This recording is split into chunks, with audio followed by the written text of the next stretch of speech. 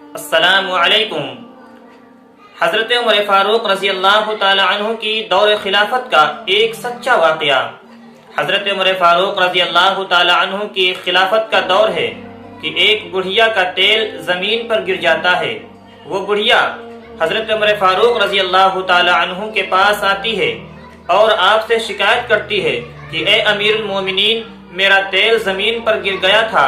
اور زمین نے میرے تیل کو چوس لیا ہے، میرے تیل کو اپنے اندر نگل لیا ہے۔ امیر المومنین حضرت عمر فاروق رضی اللہ تعالی عنہ قلم اٹھاتے ہیں اور کاغذ کا ایک ٹکڑا لیتے ہیں۔ اس کاغذ کے ٹکڑے پر اپنی بادشاہیت والی قلم سے کچھ لکھتے ہیں اور کہتے ہیں کہ اس پرزے کو، اس ٹکڑے کو لے جا کر زمین کی اس جگہ پر رکھ دینا جہاں پر تمہارا تیل گرا ہے اور زمین نے اس کو چوس لیا ہے۔ وہ بڑھیا آتی ہے اور اپنے اس کاغذ کے ٹکڑے کو اسی جگہ رکھ دیتی ہے۔ زمین دھیرے دھیرے کر کے سارا تیل نکال دیتی ہے۔ جب لوگوں نے ایسا ماجرا دیکھا کہ امیر المومنین نے ایک پرچہ دیا تھا اور اس پرچے کے رکھنے سے زمین نے سارا تیل نکال دیا ہے، تو وہاں کے سارے لوگ اس بات پر اتفاق کر بیٹھے اور اس بات پر مشورہ کر لیا کہ اس پرزے کو کھول کر دیکھتے ہیں اس میں امیر المومنین نے کیا لکھا تھا، حضرت عمر فاروق رضی اللہ تعالی عنہ نے کیا لکھا تھا۔ جب سب لوگ وہاں کے جمع ہوئے اور اس پرزے کو کھول کر دیکھا، اس پرچی کو کھول کر دیکھا،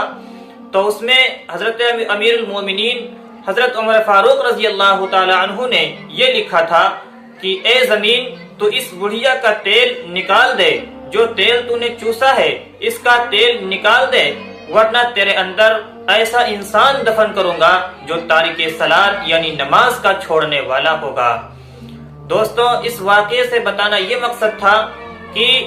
بغیر نمازی کو تو زمین لینا بھی پسند نہیں کرتی، بغیر نمازی کے لینے سے زمین ڈرتی ہے، کانپتی ہے، اور ہم اور آپ جو نماز چھوڑ کر قبر کے اندر جائیں گے تو ہمارا اور آپ کا حال قبر کے اندر کیا ہوگا، قبر ہمارا اور آپ کا حال کیا کرے گی۔ اللہ رب العزت سے دعا فرمائیں کہ ہم سب کو نماز کی پابندی کرنے والا بنائے اور عذاب قبر سے محفوظ رکھے۔